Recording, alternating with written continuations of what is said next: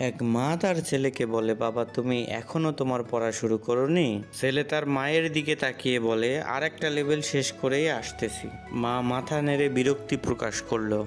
তার দাদু তাকে বলে, আমি যখন ছোট ছিলাম এই গাছটি লাগিয়েছিলাম আর অনেক যত্ন নিতে হয়েছিল। পরিশ্রম ঠিক এই গাছের মতোই, ধৈর্য আর চেষ্টাই শক্তিশালী হয়। দাদুর কথায় সে নিজের কাজ নিজে করার চেষ্টা করলো। সে অগোছালো ঝাড়ু দিচ্ছিল। মা বলল, ভালোই পারতেছো। ছেলেটি তার কাজের প্রতি গর্ব অনুভব করলো। তারপর ছেলেটি তার পাখির খাঁচা বানানোর চেষ্টা করলো। পেরেক মারতে গিয়ে সে বারবার ভুল জায়গায় পেরেক মারতেছিল। বাবা তাকে শিখিয়ে দিল কিভাবে পেরেক মারতে হয়।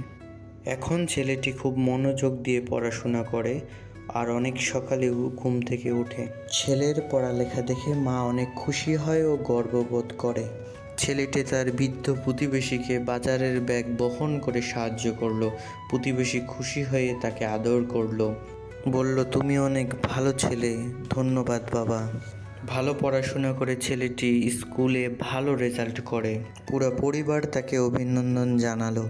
তার মা তাকে জড়িয়ে ধরলো। দাদু বলল, তুমিও গাছটার মতো বড় হয়ে গেছো। ভিডিওটি পছন্দ হলে লাইক, কমেন্ট, সাবস্ক্রাইব করবা।